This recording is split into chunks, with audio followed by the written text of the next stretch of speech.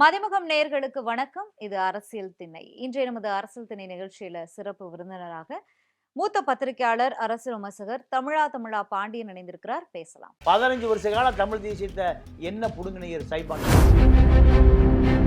விஜயலட்சுமி வயிற்றில் வளர்ந்த கருவை 7 முறை அபார்ஷன் பண்ணதான் தமிழ் தேசியம் வளர்ந்தது. சைத்தான் சைமா எங்க? விஜயலட்சுமி இருந்து இன்னும் தப்பிக்க முடியும்.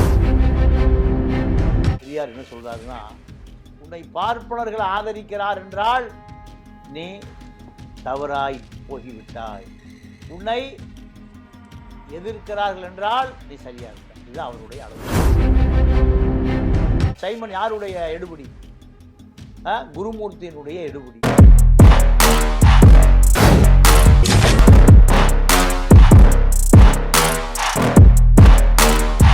டயா பூஸ்டர் சுகரை கண்ட்ரோல் பண்ணும், உங்க ஆரோக்கியத்தை மீட்டு தரும். சர்க்கரையை கட்டுப்படுத்துறதுக்கான எளிமையான வழிமுறை, இயற்கையான வழிமுறை. அனைத்து மருந்து கடைகளிலும் கிடைக்கும். பெரியாருடைய சிந்தனைகளால் உருவாக்கப்பட்ட தனது 7 பாடல்களை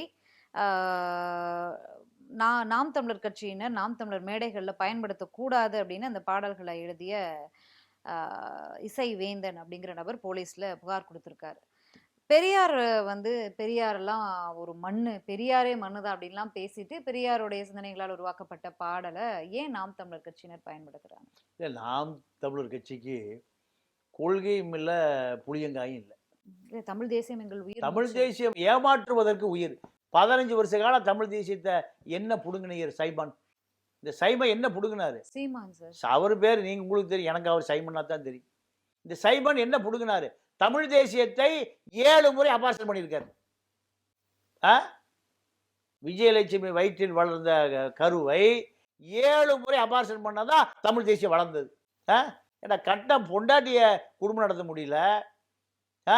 வலசரவாக்கம் போலீஸ் ஸ்டேஷன் கட்சியோட எல்லாம் வாட்ஸ்அப்போடு கட்சியை திரண்டு வலசரவாக்கம் போலீஸ் ஸ்டேஷனுக்கு வா. இப்படி ஒரு தமிழ் தேசியம் அசிங்கமா இல்லை?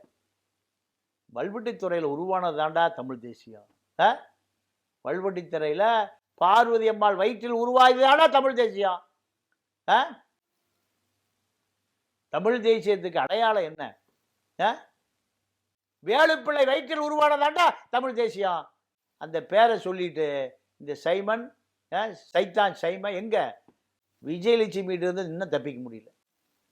தமிழ் தேசியத்தை அசிங்கப்படுத்தி, தமிழ் தேசியத்தை அந்நியப்படுத்தி, தமிழ் தேசியத்தை இளைஞர் இனிமேல் ஒரு 50 வருஷத்துக்கு வரமாட்டான். தமிழ் தேசியம் திராவிடம் எப்படி அசிங்கப்பட்டு நிற்குதோ, தந்தை பெரியாருடைய தியாகம் லஞ்ச லாவணி ஊழலால் அசிங்கப்பட்டு நிற்குதோ, அதே போல தமிழ் தேசியம் இந்த சைமனால் அசிங்கப்பட்டு நிற்குது. இதை மீட்டெடுப்பதற்கு யாரா கிடைப்பான்னு தமிழர்கள் 10 கோடி பேரும் தேடி அலையறான். கேரளாவில் ஒரு ஒடுக்கப்பட்ட சமூகத்திலிருந்து ஒருத்தன் வந்திருக்கான், வேடன். ஒரு ஈழத் தமிழச்சியினுடைய கருவிலிருந்து வந்த பெரு நெருப்பு. நான் பாணன் இல்லை, பறையன் இல்லை, நான் எந்த சாதி இல்லடா, புலையன் இல்லை, பாணன் இல்லை, பறையன் இல்லை, தம்பூரா என்ற மசுறாங்கிறான். அதுதாயா ஆரியத்தை எதிர்க்க வந்த இலங்கை தமிழச்சி வயிற்றில் உருவான ஒரு கரு. அப்படிங்க எந்த கருவும் உருவாகலை. இந்த சைமனை போல 15 வருஷ காலம் தமிழ் தேசியத்துக்காக உன்னுடைய குரலை சொல்லியா? எதுவுமே இல்லை. பெரியாருடைய மேடை தான் உனக்கு அடையாளம் கொடுத்தது. கோவை ராமகிருஷ்ணன், குளத்தூர் மணி தான் உன்னை கருப்பு சட்டை போட்டு விட்டவர்கள். இந்த கருப்பு சட்டை தந்தை பெரியாருடைய கருப்பு சட்டை குளத்தூர் மணியும் கோவை ராமகிருஷ்ணன் ஆரிச்சாமி போட்டு விட்டதுனால தான் அங்கே தேசிய தலைவன் உன்னை வர சொன்னான்.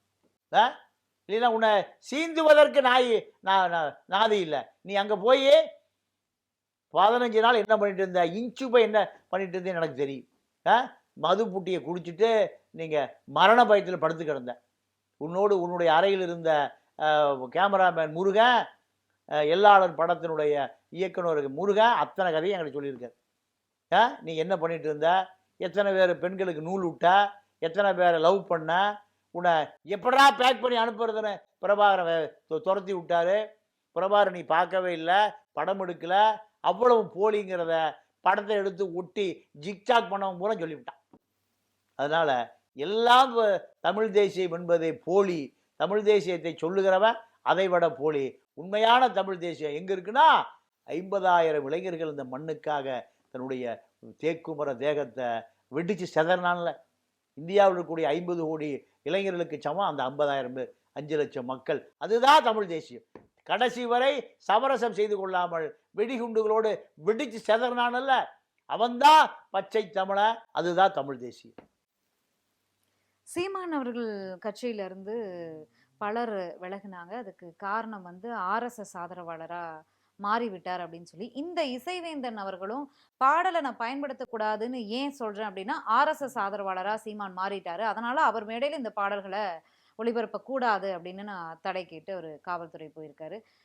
அவர் தனித்து தான் போட்டியிடுவர், ஆர்எஸ்எஸ் ஆதரவாளர் பாஜகவினுடைய பி டீம் அப்படின்னு சொன்னாலும் நான் தனித்து தான் போட்டியிடுவேன் அப்படின்னு சொல்றாரு. அப்புறம் ஏன் மீண்டும் மீண்டும் அவர் மீது இதே விமர்சனத்தை வைக்கப்பட்டது? இல்லை, தனிச்சு போட்டியிடலாலும் சரி, கும்பலா போட்டியிடலாலும் சரி, எங்க போட்டிட்டாலும் சரி, கொள்கை என்ன என்பதுதான். உன்னை குருமூர்த்தி பாராட்டுறாரு, குருமூர்த்தி உன்னை பாராட்டுகிறார். பெரியார் சொல்றாரு, ஒரு பெரியாரிஸ்டாக பெரியார் என்ன சொல்றாருன்னா, உன்னை பார்ப்பனர்கள் ஆதரிக்கிறார் என்றால் நீ தவறாய் போகிவிட்டாய், உன்னை எதிர்க்கிறார்கள் என்றால் நீ சரியா இருக்க. இது அவருடைய அளவுகோல். உன்னை பார்ப்பனர்கள் தலையில தூக்கி வச்சு கொண்டாடுறான் இது சைமன். அப்போ நீ சங்கியாக மாறிவிட்டாய். குருமூர்த்தி உன்னை உச்சி முகர்ந்து உன்னை பாராட்டுறது. பெரியார் மண் என்று சொன்ன சீமானை நான் பாராட்டுகிறேன், சைமனை பாராட்டுகிறேங்கிறார். அப்போ சைமன் யாருடைய எடுபடி? குருமூர்த்தியினுடைய எடுபடி, குருமூர்த்தியினுடைய வடிகால், குருமூர்த்தியினுடைய அடிவரடி. உனக்கு என்ன கொள்கை இருக்கு? உனக்கு கருப்பு சட்டை மாட்டி விட்ட கோவை ராமகிருஷ்ணன், குளத்தூர் மணி, ஆரிச்சாமி 3 பேரும் தான் பெரும் குற்றவாளி. ஒரு பதரை நெல்லென்று நினைத்த உன்னை தமிழ் தேசிய அரசியலுக்கு நீங்க வவுனியா காட்டுக்கு அழைத்து கொண்டு போன குளத்தூர் மணி, கோவை ராமகிருஷ்ணன், ஆரிச்சாமி 3 பேரும் தான் பெரும் குற்றவாளி. அவர்கள் தான் இந்த இனத்தை காட்டி கொடுத்தவர்கள். இந்த இனத்தை புல்லுருவியை வளர்த்து விட்ட பெரும் தவறை வரலாற்றில் செய்தவர்கள் இந்த 3 பேர் தான். இந்த தவறை இவர்கள் செய்யலினா இது போன்ற புல்லுருவிகள் எங்கேயோ அழிஞ்சு போயிருப்பான், காணாமல் போயிருப்பான். இவர்களை ஏமாற்றியது மட்டுமல்ல, ஏறக்குறைய 40 லட்சம் இளைஞர்களை ஏமாற்றி வச்சிருக்கான். 40 லட்சம் இளைஞர்கள் நீங்க தமிழ் தேசிய போதையில இந்த சைமனை போன்ற சமூக விரோதிகள் தலைமை ஏற்றுக்கொள்வதற்கு அடித்தளமிட்டவர்களே குளத்தூர் மணி, கோவை ராமகிருஷ்ணன், ஆரிச்சாமி தான். இந்த 8% வாக்கு இந்த 2026 தேர்தலில் தொடருமா? நாம் தமிழருக்கு அதிகரிக்குமா? இல்லை, வாய்ப்பே இல்லை. ஏன்னா கூட்டமா விலகி வந்து வேல்முருகன்கிட்ட அணைஞ்சிட்டு இருக்கான். திமுக மாவட்ட செயலாளருக்கு பூரா புது இன்னோவா கார் சாவி இப்படி காமிக்கிறாங்க. அதெல்லாம் வேண்டாம். வேல்முருகன் தான் தமிழ் தேசியத்தினுடைய அடையாளம். வேல்முருகனோடு இணைந்து கொள்வது தான் எதிர்கால தமிழ் தேசியத்தை மீட்டெடுக்க முடியும். வேல்முருகன் உலகத் தமிழர்களுடைய ஒட்டுமொத்த கோரிக்கையான ஈழத்தமிழர்களுக்கான பொது வாக்கெடுப்பு, இது ஒரு ஜெனோசைட், ஒரு இன அழிப்பு, ஒரு பொது வாக்கெடுப்பு எடுங்கன்னு சொல்லி உலகத் தமிழர்கள் பூரா அப்போ யாரை கெஞ்சலாம்? வேல்முருகன் தான் கோரிக்கை வைக்கிறான். அப்போ வேல்முருகனை நோக்கி நாம் தமிழர்கள் வருவது என்பது இயற்கையாக அமைந்திருக்கிற ஒரு பெரிய வரலாற்று நிகழ்வு. மத்திய இணையமைச்சர் எல் முருகன் வந்து ஒரு பிரத்யேக பேட்டி கொடுத்திருக்காரு ஒரு சேனலுக்கு. அதுல சொல்லியிருக்காரு, திமுக கூட்டணி நிச்சயமாக உடையும், அங்கிருந்து பிரிஞ்சு வந்து எங்களோட இணைவாங்க என்டிஏ கூட்டணியில அப்படின்னு சொல்லியிருக்காரு. எந்த நம்பிக்கையில இவ்வளவு உறுதியா சொல்றாரு? இல்ல, பாஜகவை பொறுத்தவரை தமிழ்நாட்டில் எந்த நம்பிக்கையும் இல்லை. பாஜகவுக்கு 3% வாக்கு நிரந்தர வாக்கு. இந்த 3% வாக்கு என்பது பார்ப்பனர்களுடைய வாக்கு. இந்து மேல்ஜாதி சனாதனத்தை தூக்கி பிடிக்கக்கூடியவர்களுடைய வாக்கு 1%. இதுதான் பாஜகவுடைய 4%. பாஜகவுடைய கொள்கையில இருக்கக்கூடிய எந்த அரசியலும் தமிழ்நாட்டில் இல்லை. அப்போ கம்யூனிஸ்ட் பாஜகவில் இணையாது, 2 கம்யூனிஸ்டுகளும். ஒருவேளை திமுக இணைந்தால் இணையலாம் பிஜேபியோடு, ம், காங்கிரஸ் இணையாது, ம். மதிமுக இணையாது, ஆஹ் வேல்முருகன் இணைய மாட்டார், முஸ்லீம் லீக் இணையாது, இப்படி சிறுத்தை இணையாது. வேறு இந்த கூட்டணியில் பெரும்பான்மையா இருக்கக்கூடிய காங்கிரஸ், ம், ஒருவேளை காங்கிரஸ் பிஜேபியோடு இணையுமா? ம். இதுதான் எல் முருகனுடைய கனவு. திமுக கூட்டணி பாஜகவோடு, அதாவது அடிப்படை முரண்பாடுகளோடு உள்ள கட்சி தான் திமுக இருக்கு. ஆனா முரண்கள் இருக்கே. பாஜகவினுடைய பூதம் தான் திமுகவுடைய ஓட்டு. கூட்டணியில பல முரண்கள் இருக்கு. ஒவ்வொன்னா இப்ப வெளியில வருது அப்படிங்கும்போது யாராவது பிரிஞ்சு வருவாங்க. இல்ல யாராவது மறைமுகமா பேச்சுவார்த்தை கூட நடத்தி இருக்கலாம். அதன் நம்பிக்கையில கூட சொல்வாரோ என்னவோ. இல்ல அதாவது அதிமுக பாஜக அல்லாமல் அதிமுகவோடு விடுதலை சிறுத்தைகளும் நம்ம வேல்முருகனும் சிபிஎம்மும் பேசியது உண்மைதான். ம். பாஜக இணைந்த பிறகு அதிமுக கூட்டணிக்கு எஸ்டிபிஐ தலதெறிக்க ஓடுது. ஆமா. திமுகவுக்கு ஆதரவு. தலதெறிக்க ஓடுது. அப்போ முருகன் மத்திய அமைச்சராவதற்காக, அமைச்சரவை தக்க வைத்துக் கொள்வதற்காக இது போன்ற சரவெடிகளை கொளுத்தி போடலாமே தவிர 0.5%, 0.25% கூட இதுல உண்மை இல்லை. ம். வாய்ப்பும் இல்ல. அப்போ எல்முருகன் இப்படி சொல்றாரு. அமித்ஷா அவர்கள் 2026ல தேசிய ஜனநாயக கூட்டணி ஆட்சி வெற்றி பெறும், ஆட்சி அமைக்கும் அப்படின்னு சொல்றாரே. அது எந்த நம்பிக்கையில சொல்றாரு? அது அந்த நம்பிக்கை நடக்கும். எப்படி சொல்றாரு? எப்படி சொல்றேன்னா, ஆ. கடந்த 21 தேர்தல்ல பாஜக அதிமுக கூட்டணி வாய்ப்பை இழந்தது 3%. சரி. திமுக அதிமுகவுக்கான வாக்கு சதவீதம் 3% தான். டி நகர்ல கூட 75 ஓட்டு தான் ஜெய கருணாநிதி ஜெயிச்சது. ம், ம். இப்படித்தான் அரசியல். ஆனால் விஜயனுடைய வாக்கு இப்போ 10% இருப்பதாக சர்வேக்கள், புள்ளி விவரங்கள் எல்லாம் சொல்லுது. ம். விஜயுடைய கூட்டணியை அதிமுக கூட்டணியில் இணைப்பதற்கான அத்தனை வேலைகளையும் டெல்லி நினைத்தால் சாத்தியப்படும். ம். விஜயை எப்படியாவது அதிமுக கூட்டணியில் கொண்டு வந்து சேர்க்கக்கூடிய வேலைகளை பாஜக கண்டிப்பாக செய்து முடிக்கும். ஏன்னா விஜயை பொறுத்த வரைக்கும் 2 ஆப்ஷன், திமுகவோடு சேர்வதா, அதிமுகவோடு சேர்வதா. ம். திமுகவோடு சேர்வதற்கு வாய்ப்பே இல்லை. பிஜேபி கூட்டணி டெல்லியில் இருக்கு. இவர்கள் திமுகவை எதிர்ப்பதற்கு இந்த என்டிஏ கூட்டணியாக ஒரு கூட்டணி உருவானால் மட்டும்தான் அசுர பலத்தோடு திமுகவை மோத முடியும். ம். திமுக ரொம்ப நம்பிக்கையா இருக்கு. நம்ம தான் அடுத்த ஆட்சி. 1 கோடி பெண்கள் ஓட்டு போட்டுருவாங்க. 1000 ரூபாய் வாங்குற பெண்கள் 1.5 கோடி பேர், 1.25 கோடி பேர், முஸ்லீம், கிறித்துவர், தலித். இந்த வாக்கு நமக்கு 20% இருக்கு. திமுகவுடைய வாக்கு 20% இருக்கு. இந்த 1 கோடி பேர் 20%, அப்ப 60%. ம். 60% பல கட்சியே காணாம போயிருக்கு. முதலமைச்சர் மதுரையில பேசும்போது 30% வந்து நீங்க வாக்காளர்களை வந்து புதிய வாக்காளர்கள் சேர்க்கணும்லாம் டார்கெட் கொடுத்திருக்காரு.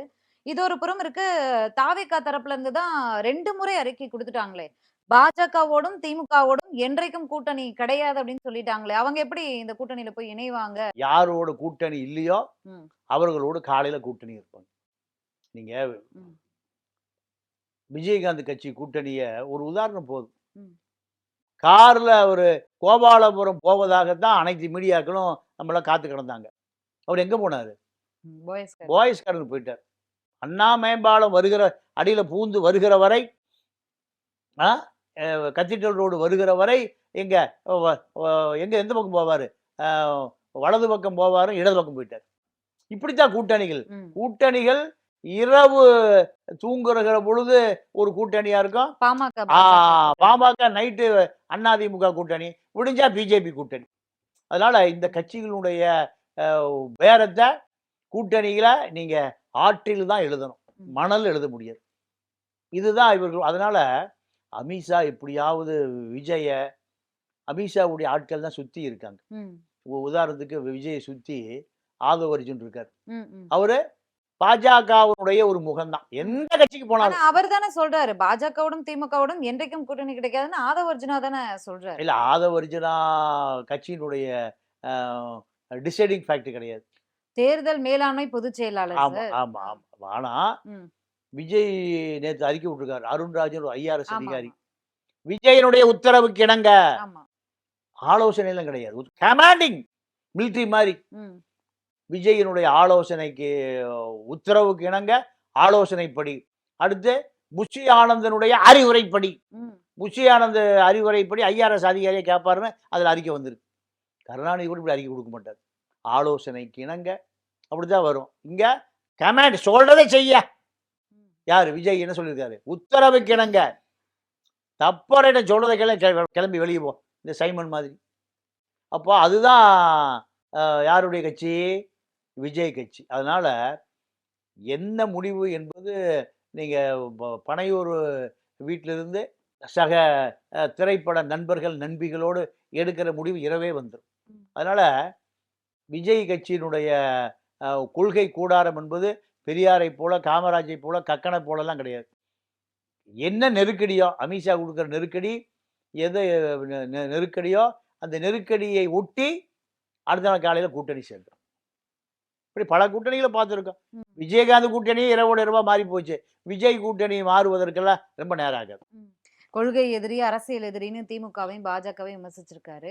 என்றைக்கும் கூட்டணி கிடையாதுன்னு சொல்லியிருக்காரு. அவர் எப்படி இந்த கூட்டணியில போய் இணைவாரு நீங்க சொல்றத எப்படி பாக்குறது? ஆமா, அவருடைய மனைவி பிரிட்டிஷ் பாஸ்போர்ட் சங்கீதா. சரி. மாமனாரும் பிரிட்டிஷ் பாஸ்போர்ட். விஜயனுடைய வெளிநாட்டு உரிமை படம் பூராமே அங்க டாலரா, பவுண்ட்ஸா, யூரோவா மாறி போச்சு. இதெல்லாம் அமலாக்கத்துறையிட்ட ஃபைல் இல்லாமையா இருக்கும்.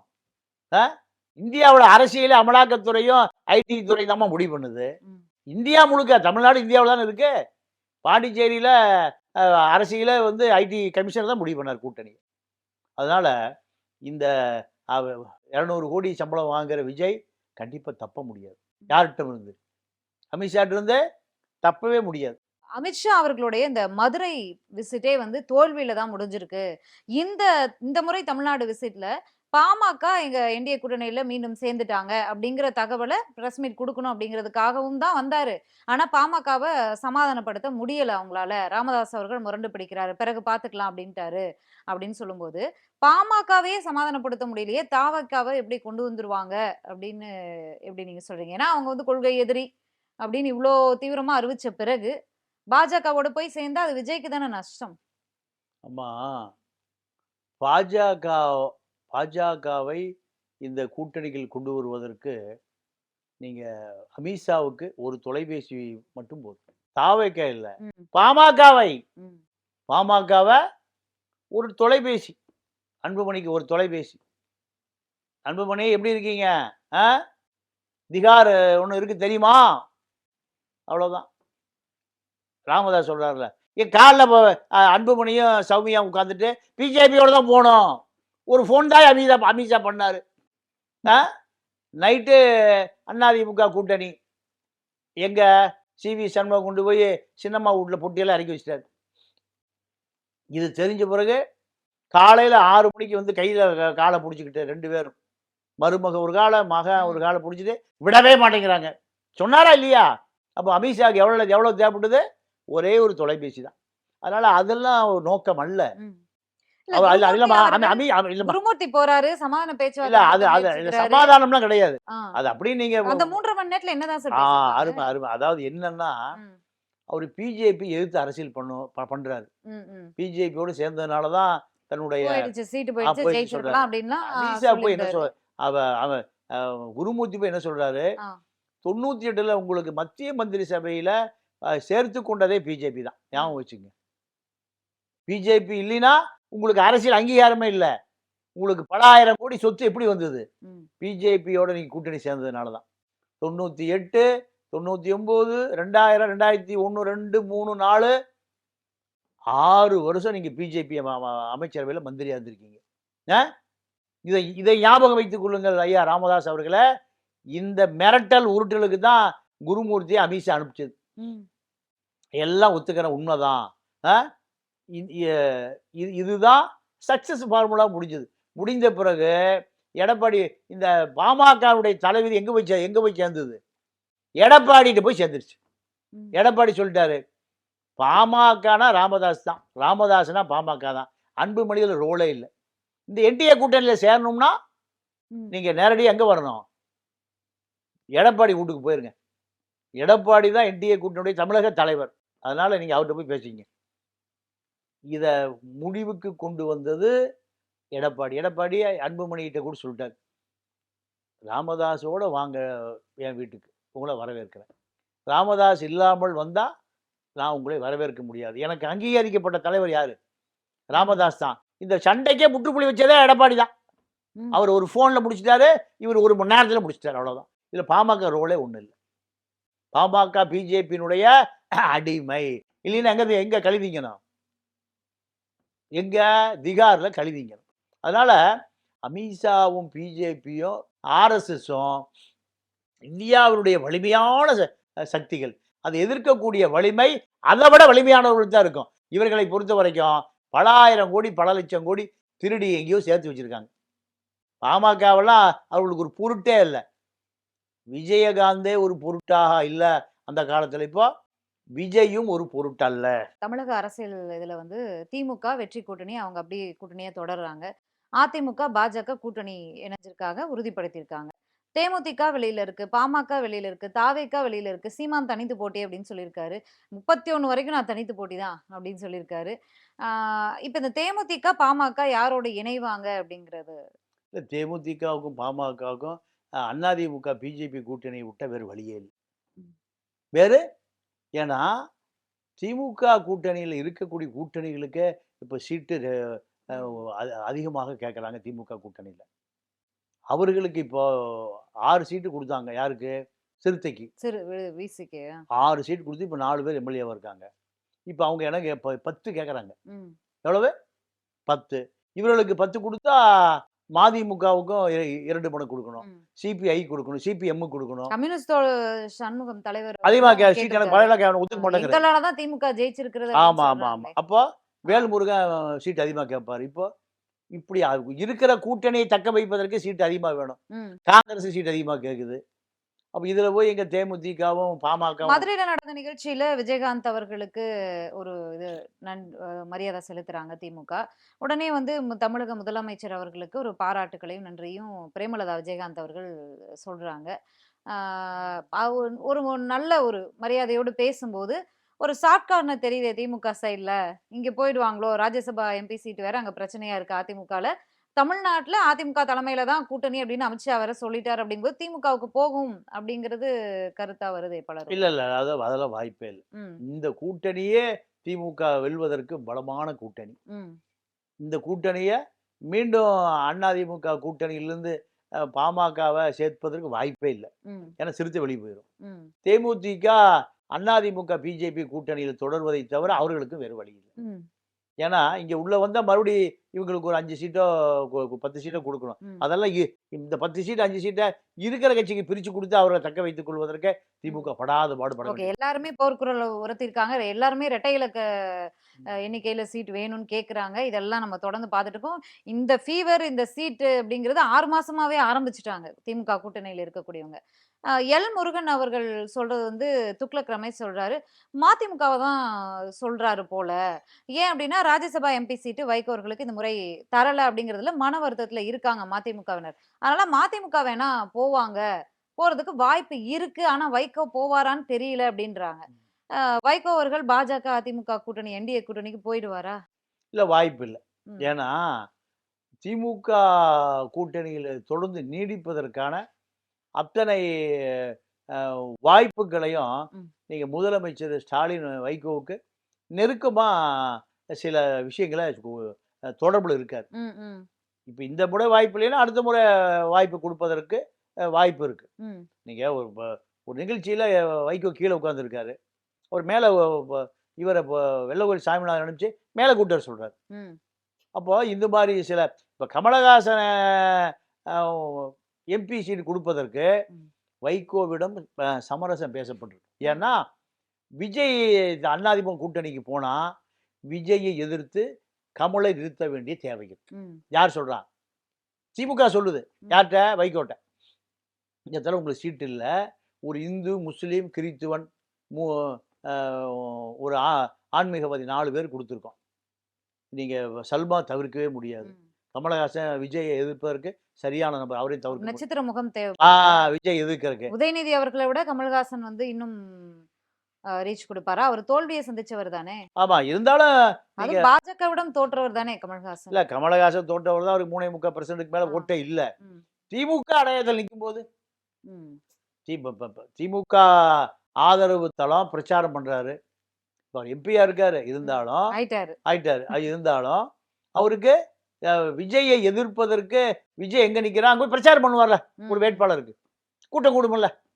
இது திமுகவுக்கு தேவை. ம், அப்போ இப்படி பல விஷயங்கள் இருக்கு. அதனால வைகோவை இதையெல்லாம் சொல்லி அடுத்த முறை உங்களுக்கு வாய்ப்பு தர்றேன். ம். இந்த முறை விஜய் எதிர்ப்பதற்கான ஒரு ஆயுதம் தேவை. அதுதான் கமலஹாசன். ம், அதனால வைகோ கூட்டணி உடைத்து கொண்டு வெளியேறுவதற்கு வாய்ப்பு இல்லை. ம். திமுக கூட்டணி அப்படியே அப்படியே தொடரும். தொடரும். அப்படியே தொடர்னா கூட ஒருவேளை நீங்க சொல்லுது போல தாவேகா, தேமுதிக, பாமக இவங்க எல்லாமே அந்த என்டிஏ கூட்டணியில, ஏன்னா இவங்க எல்லாம் பேசும்போது ஒரு வார்த்தையை மென்ஷன் பண்ணிடுறாங்க. திமுகவை வீழ்த்துவதற்கு எந்த எல்லைக்கும் செல்வோம் அப்படிங்கிற வார்த்தையை எல்லாரும் சொல்றாங்க. ம். அப்படிங்கும்போது இவங்க எல்லாம் ஒண்ணு சேர்ந்தா இந்த 2026 தேர்தல் வந்து திமுகவிற்கு எப்படி இருக்கும் களம்? திமுக கூட்டணியில 14% ரெடிமேடா இருக்கு. ம். ரெடிமேட் சட்டம் மாதிரி எடுத்து போட்டுக்கலாம், தைக்கலாம் வேண்டியது. யாருடைய வாக்கு? முஸ்லீம் சிறுபான்மை மக்களுடைய வாக்கு. 3% கிறிஸ்துவர்கள், பிஜேபி பூதம் இருக்கிறதுனால அப்படியே திமுக போட்டுருவான். ம், தலித் படித்த இளைஞர்கள் நம்ம சனாதனத்தை தூக்கி பிடிக்கிற பிஜேபியை எதிர்த்தே ஆவது வாழ்நாள் கொள்கைங்கிறான் அந்த இளைஞர்கள் பூரா. அப்ப அந்த வாக்கு எங்க விழுந்துரும்? திமுகவுக்கு. ஆக சாலிடா 20% விழுந்துரும். அதிமுக பாஜக கூட்டணியை அதிமுக தொண்டர்களை விரும்பல அப்படிங்கறதான சொல்றாங்க. அப்ப திமுகவுக்கு இது பலம் தானே. இல்ல, அதிமுக தொண்டர்கள் அதிமுக கூட்டணி விரும்பலாம் சொல்லவே முடியாது. ம், ஏன்னா ம், அதிமுக கூட்டணி அது எம்ஜிஆர் கூட்டணி. ம். ரெட்டையில எம்ஜிஆர் அவன் என்னைக்குமே அந்த ரெட்டையிலைக்கு துரோகம் பண்ண மாட்டான். இல்ல பாஜக அதிமுக கூட்டணி வந்து பிரிஞ்சப்போ பட்டாசு வெடிச்சு கொண்டாடினாங்க, ஸ்வீட் கொடுத்து கொண்டாடினாங்க. சேர்ந்தப்ப யாரும் கொண்டாடலையே. அந்த கூட்டணியை விரும்பலங்கிற கருத்தை எடப்பாடி அவர்கள் வரைக்கும் வந்து பதிவு பண்றாங்களே இல்ல, அடிமட்ட தொண்டர்கள்ல இருந்து. பதிவு பண்றாங்கம்மா. ஆ. கட்சி உடைஞ்சு போயிரும்னு பதிவு பண்றாங்களா இல்லையா? கட்சியை சேர்க்க தான் எடப்பாடி அவர்கள் வந்து ஒற்றுமையாக்க பிரிஞ்சு போனவங்களை எல்லாம் சேர்க்கவும் அவர் முன்வர மாட்டேங்கிறாரு. இல்ல, அவர்கள் பாஜகவை சேர்த்தா அதிமுக ஒன்றிணைந்துருமா? இல்ல அதாவது நீங்க அரசியல் கூற பலவார பிரிச்சு பார்க்கணும். ம், இவர்கள் பாஜகவினுடைய ஏஜென்ட்டுகள். ம். Sengottaiyan, Sasikala, OPS. TTV, OPS, Velumani, Thangamani எல்லாமே பாஜகவினுடைய ரகசிய ஏஜென்ட்டுகள். அப்போ அவரு 1.5 வருஷத்துக்கு முந்தி பிரிச்சுட்டு வராரு. பிரிச்சுட்டு வந்து முஸ்லீம் வாக்கு 14% இருக்கு. அதை ஒரு 7% உடைச்சோம்னா ஜெயிச்சலாம்னு நினைக்கிறாரு. ம், ம். பாஜக இல்லாம 4 பாஜக 4 போனாலுமே 3 அதிகமாக கிடைக்குது. யார்கிட்ட? முஸ்லீம் வாக்கு 14. இப்போ 7 7 பிரிங்க, 7 வந்துடும். நமக்கு மேற்கொண்டு ஒரு 3% தேவை. அந்த 3 முதல் 5% விஜய்ட்டு இருக்கு. இதுதான் அவருடைய கணக்கு. ஆனா இந்த கணக்கு விஜய் இந்த கூட்டணிக்குள்ள வரல. ம். பல சுற்று பேச்சுவார்த்தை, பல பேரம் பணமெல்லாம் எவ்வளவு வேணா தரட்டாரு. ஆனா விஜய் வாய்ப்பே இல்லை. விஜய் சுத்தி இருக்கிற ஆட்கள் பூரா நீங்க தாங்க முதலமைச்சர் கேண்டிடேட்டான். ம். சினிமாவில் சொல்லுவாங்கல்ல, ஒரு படம் ஹிட் ஆச்சுன்னா நீங்க தாங்க தமிழ்நாடு முதலமைச்சர். அப்போ இதே கதை தான். அப்போ எடப்பாடியை சுற்றி இருக்கக்கூடிய வேலுமணி, தங்கமணி போன்ற பிஜேபியினுடைய பி டீமு, சசிகலா, அண்ணாமலை, ம். ஓபிஎஸ், டிடிவி எல்லாம் சேர்ந்து செங்கோட்டையன் உட்பட எடப்பாடியிடமிருந்து அதிகாரத்தை மடைமாற்றுவதற்கு பிஜேபியோடு தொடர்புக்கு போயிட்டாங்க. அப்ப கட்சியை காப்பாற்றுறதுக்கு பிஜேபியோடு சேருவதை தவிர, இரட்டைலையை காப்பாற்றுவதற்கு பிஜேபியிடம் மண்டியிடுவதை தவிர வேறு வழியே இல்லை. எப்படி ஜெயலலிதா மரணத்திற்கு பிறகு எப்போ 2016 ஜெயலலிதா மறைவுக்கு பிறகு பிஜேபி சரண்டர் ஆகாமல் இந்த ஆட்சியை காப்பாற்றவே முடியாது. பிஜேபி காப்பாற்றவே முடியாது. அப்ப வேறு வழி இல்லாமல் இரட்டைலையை காப்பாற்றுவதற்கு எங்க போய் சரண்டர் ஆனார் எடப்பாடி? பிஜேபி. அதே நிலைமை தான் இப்பவும். அதே இதை தொண்டை சரியா புரிஞ்சுக்கிறான். எடப்பாடியா தவிர ஓபிஎஸ் இந்த நிலைமையில் இருந்தாருன்னா பிஜேபியோடு இணைச்சிருப்பார். இரட்டைலைக்கு கீழே, தாமரைக்கு கீழே இரட்டைலை இருக்கும். அப்பயே கூட்டணி ஆட்சி நடைபெறும்னு சொல்றாங்க. கூட்டணி ஆட்சி செல்லூர் ராஜு அவர்கள்லாம் பேசுறாரு. தமிழ்நாட்டுல கூட்டணி ஆட்சிக்கெல்லாம் வாய்ப்பே இல்ல. கூட்டணி தான் இருக்கு. கூட்டணி ஆட்சிலாம் இல்ல அப்படின்னு சொல்றாரு. யாரும் எந்த கருத்தும் சொல்லக்கூடாதுன்னு உத்தரவிடுறாரு எடப்பாடி அவர்கள். அப்ப ஆமா. கூட்டணி ஆட்சி தானா? இல்ல எடப்பாடியை பொறுத்த வரைக்கும் ஆ. தேர்தல் முடிவுகள் வருகிற வரை தான் எடப்பாடி. ம். அதாவது 118 வருகிற வரை தான் எடப்பாடி. ம். எப்படி கொக்கு பெரிய மீன் வர வரை காத்திருக்கும், சின்ன மீன்ல காலை கடிக்கும் பார்த்துட்டே இருக்கும். ம். அப்போ அவருடைய இலக்கு 118 தான். ம். 118 வந்துருச்சுன்னா எடப்பாடி எதை எடுப்பாரு? சாட்டையை எடுத்து விடுவார். இன்றைய நமது அரசியல் திணை நிகழ்ச்சியில சிறப்பு விருந்தினராக கலந்து கொண்ட தமிழா பாண்டியனோடு பல கேள்விகளை பகிர்ந்திருந்தோம். மீண்டும் சந்திக்கலாம். நன்றி, வணக்கம்.